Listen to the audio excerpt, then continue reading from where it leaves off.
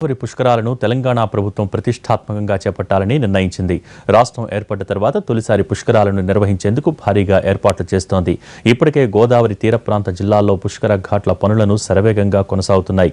12 ఏళ్లకోసారి వచ్చే ఈ పుష్కరాల్లో పవిత్ర స్నానాలు ఆచరించేందుకు భక్తులు వేలాదిగా తరలిరానున్నారు. అయితే సకాలంలో వర్షాలు పడకపోవడంతో గోదావరిలో నీళ్లు లేక వట్టిపోయింది.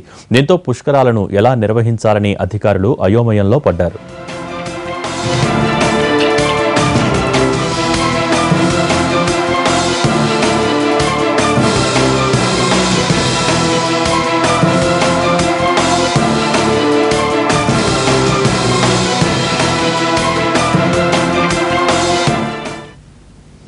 కరీంనగర్ జిల్లాలో నీళ్లు లేక వెలవెలబోతోంది గోదావరి.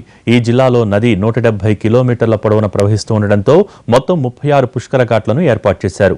అందులో ధర్మపురి, కాళేశ్వరం ఘాట్లలో స్నానాలు ఆచరించేందుకు భక్తులు భారీ సంఖ్యలో తరలివస్తారని అధికారులు అంచనా వేస్తున్నారు. అయితే నిండుగా ప్రవహించాల్సిన గోదారమ్మ నీళ్లు లేక ఎడారిలా కనిపిస్తోంది. నదిలో పెద్ద పెద్ద బండరాళ్లు కనిపిస్తున్నాయి. కొద్దిపాటి నీటిపాయలే ప్రవహిస్తూ ఉండడంతో పుష్కర స్నానాల తంతు అగమ్య గోచరంగా మారింది.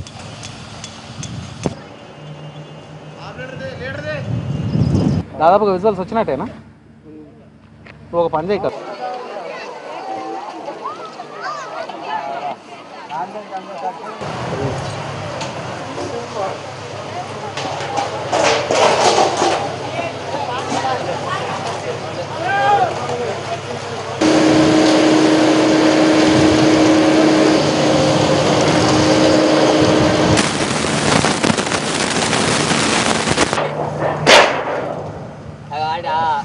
దాదాపుగా విజువల్స్ వచ్చినట్టేనా? ఒక పని చేయ